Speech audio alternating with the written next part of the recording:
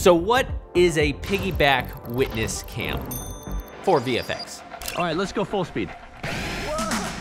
The Insta360 X4 has been out for 6 months now. It shoots 8K 30, 5.7K 60, and 4K 100 in a 360-degree sphere, meaning you can reframe any shot angle you want in post with insane stabilization, so you can get all those over-the-top Instagram reels. But I'm not the least bit interested in that. I just created a digital scan of my entire YouTube studio in like 11 minutes. Oh yeah, this is awesome. In this episode, I want to explore all the ways in which you can use Insta360 X4 for a professional use case on working on set, working with visual effects, and using third-party apps to push the envelope on what's possible with a 360-degree 11K camera that fits in your pocket, AKA the non-gimmicky. God, that's so good. And if you do like the gimmicky stuff, fear not, Insta360 just revamped the mobile app and stuck in some new AI tools like AI Smart Edit, which automatically creates highlights from a single video. And they also made keyframing easier now with dynamic movement presets. So if you're lazy and you want some movement, boom. But for me, I'm interested in more complicated things. Yo, Josh, yo. So I've had the Insta360 X4 for about 6 months now, and I've used it nonstop for channel work and professional work. Oh no. Wow. Durability test, 9 out of 10. It shoots 8K 30, 5.7K 60, and 4K 100 frames per second, which is surprisingly usable. I mean, look at this. I thought this would be an absolute mess, but this actually cleans up very, very well. Now, Insta360 has done a great job of marketing this camera for all like the kitschy, gimmicky Facebook and Instagram video reel effects, which, let's be honest, it looks like a whole lot of fun. I have used none of those with this camera, and I get why they market it that way, but this is a powerhouse for professional users like me for a few specific reasons. Piggyback witness cam for visual effects. Have you ever even heard of that? Now, a witness cam is normally used in VFX as a reference cam to help the VFX department rebuild scenes for lighting and such, which is a great use case for the X4, but not what this video is about. So I gave a talk at NAB this year about my use case with the X4 in the VFX world, and I even got a chance to showcase my work to a few industry pros to see if what I had stumbled on was even worth talking about. So I'm filming this right now with the Insta360 X4 on top of my hero cam, which is the Sony FX3. Let's say the director wants to shoot with this vintage lens, this 50mm f/0.95 lens, and he wants to shoot super wide open. We're going for like a dream effect, but we're also shooting a science fiction film, and there's some elements in background that need to be composited in using some CGI, some VFX. The problem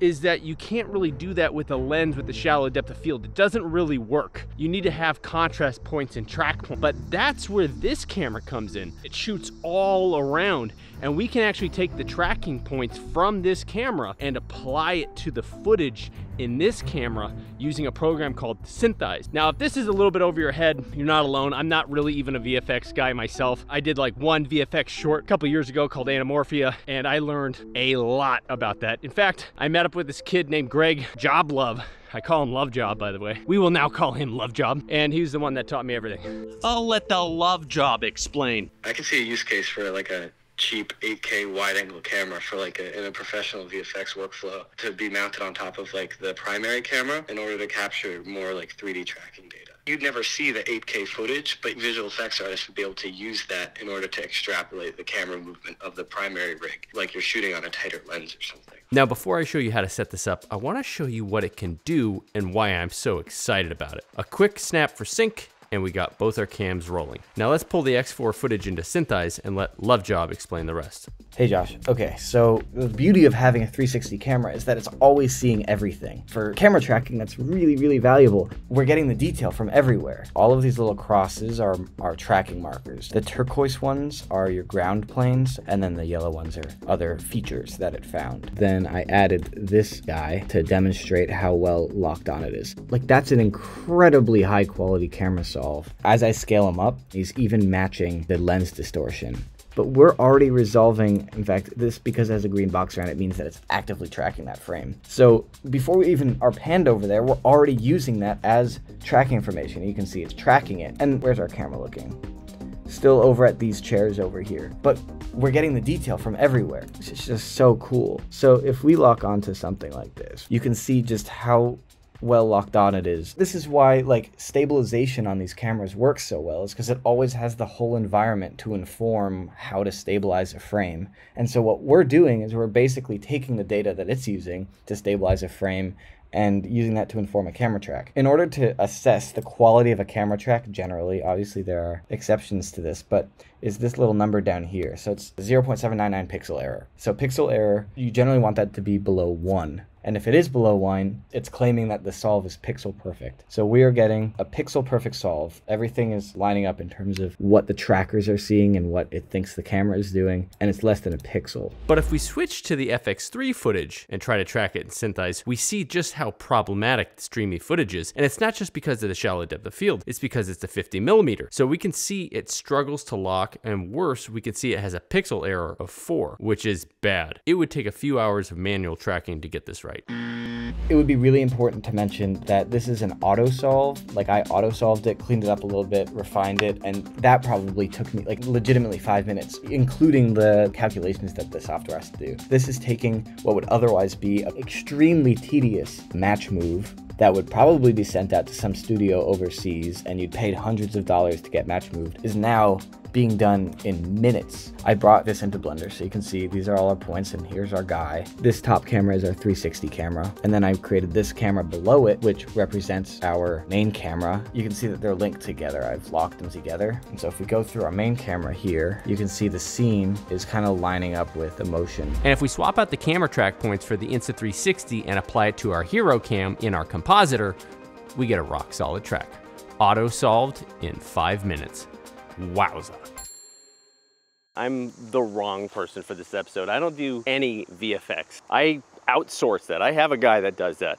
In fact, remember Anamorphia 2? All those crazy over-the-top shots? I had no idea how to use VFX or like how to prep the camera for VFX shots, and I just handed that over to JobLove, and he was like, yo, this is gonna take forever. You didn't shoot with a high shutter angle, you didn't shoot with a high frame rate, you didn't shoot wide to have extra track points. We're gonna have to do this by hand. You're gonna need some help. And so I reached out to you guys, and I had like 40 volunteers spend hours manually tracking these shots, and some of these shots came out amazing and we used them, and some of them, well, let's just say,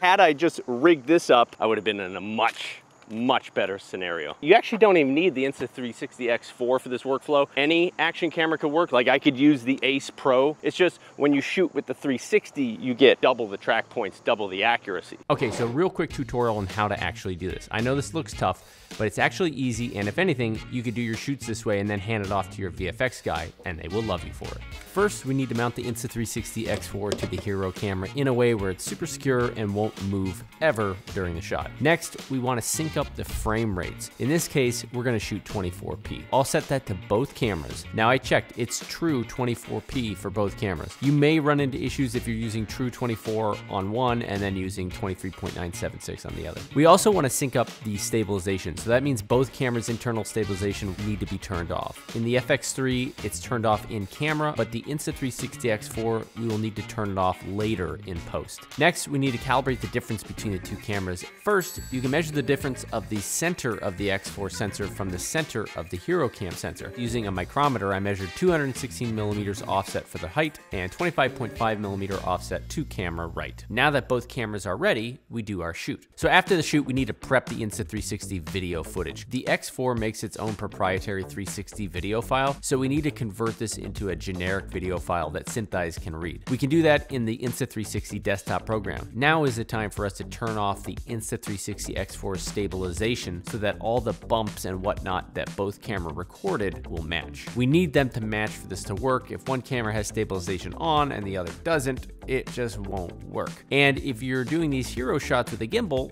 that's totally fine. It still works as long as the piggyback cam is mounted on the camera and both are being balanced. So we're going to export this out and we're ready for Syntheyes. Okay, so let's see if I can do this. Once we drop our footage in Syntheyes, we want to make sure it recognizes the frame rate and the fact that it's 360-degree VR footage. Then in the roto masking tab, we want to draw a garbage mask around the camera and subject. Basically, anything that isn't static environment should not be tracked. Next, in the tracking tab, go into advanced and change some of the parameters and how many tracks it should be generating. Then in this summary tab, we click auto, and the results here spit out a pixel error number to show us how it did. Remember, our goal is for this to be less than 1. We can clean up any erratic markers that may confuse the track by clicking them in the viewport and pressing delete. Then in the solve tab, change the solve method to refine and click go. Using Syntheyes' built-in tool under track, we can clean up trackers to automatically remove any more trackers that are confusing. Then again, we click go. So now that we have our solve, we want to export it as an alembic.abc file. And we want to import this .abc file into Blender or whatever 3D modeling software we're using. In this case, Blender. We create a second camera, offsetting it as the two cameras were offset in real life, then using those dimensions we measured earlier to get us in the ballpark. Finally, we have it parenting this new camera to mimic the movement of our tracked cam. If I was doing a shoot and I knew I wanted any sort of character-rich lenses, anamorphic lenses, vintage lenses like this right here, I would have to use a piggyback witness cam. Let's move on to what's next, what I really use this camera for. So there's one thing that the Insta360 does extremely well that no other camera I know can do. And to demonstrate it, I've got my power drill. So if we spin it slowly, it should stitch it all together. Let's go medium speed. All right, let's go full speed. Whoa! Whoa!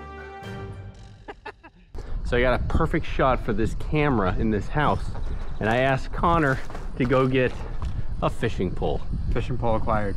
Bro, this is for little kids. No, it's for Insta360s, little cameras. So I've been shooting a super secret house for a few months now. Now I can't show you much of the house, but I can show you the amazing staircase. Specifically how I use the Insta360 X4 to get the most amazing shot for the edit. Okay, make sure nobody comes up the stairs, okay? Now this staircase is unique. It's a solid piece all the way down, 3 floors. And for this edit, the only way to go from rooftop to the underground bar and lounge is 3, 2, 1. You guessed it.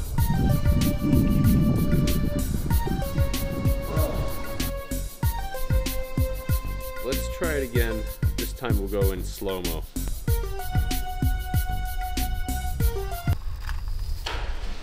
And that's when I knew I f***ed up. Oh no! Oh no. Did it break? It's still rolling. Hey! It's good! Whoa! Dude, that looks great. This sensor is fairly clean for its size, but it's not gonna be super great in low light. But we can use a denoiser program and it's gonna clean this stuff up amazing. So the real magic is direction lock. And now you see why. Here we can see it's on, and here we can see it's off. There's literally no way I could do this shot with any other camera.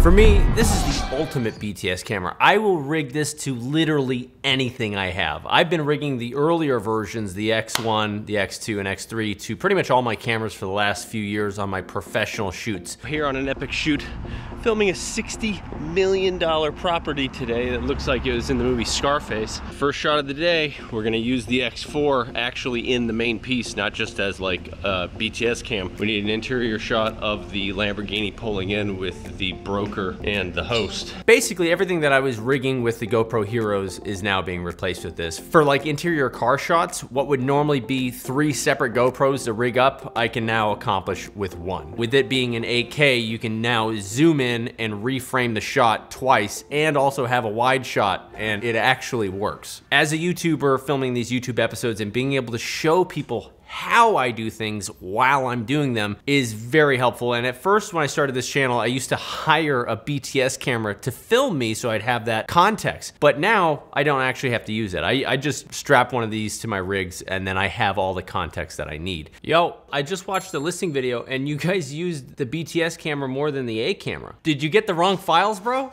You know, I was skeptical when you put it on the camera, and I'm like, I'm not even going to use it because I don't want to deal with new technology. And the file that you sent me, and I was like, this is crazy wide. It's super vivid, saturated colors. And then I was like, and I started to move around and see what I could do with the video. I was like, it would be crazy not to use this. You misused it though. That's my angle to show me. There's like 3 good shots of you in there. So it seems like in this case, it's gonna be used as the new A camera. Okay. When I mean I've been rigging it to every camera, I mean every camera. Now this seems like a little bit of a gimmick, but this is actually a real use case for me in the X4 being as small and as light as it is.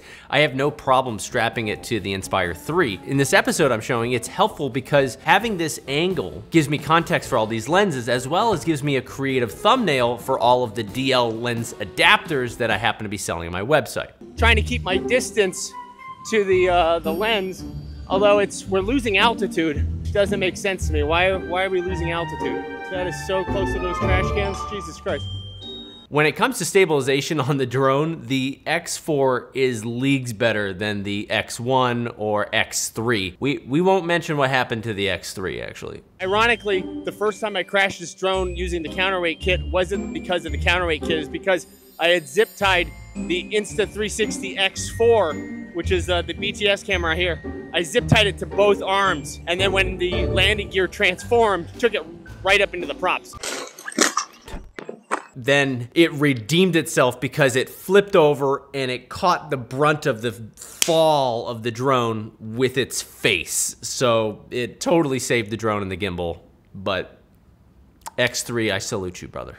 I think the most exciting part about Insta360 X4 is the new use cases in all of these third-party programs that are starting to roll out adoption of the 360-degree file. I just created a digital scan of my entire YouTube studio in like 11 minutes with this and the Matterport app. Check this out, look at this. It even has dimensions. What the hell? So Matterport scan has been something I've been wanting to try for a while now. It's been possible with all the other Insta360 cameras thus far, but since this is the highest resolution yet at the pocket Insta360s, I wanted to see how well this one would work. Matterport has a website and a phone-based app, but they don't have a desktop-based app, so everything is done through mobile. Now on the processing side, you can do it directly on the phone and the Matterport app. You first need to open the Insta360 program and export the photos as a generic 360 photo so that Matterport can read it. And yes, it does work with the new X4. I found that this process was a lot faster on my Mac using the Insta360 app and then just airdropping it back to my phone. A few minutes later, I'm left with a 360-degree tour in great detail and with a bird's eye view of my entire studio that I can later use in a YouTube tour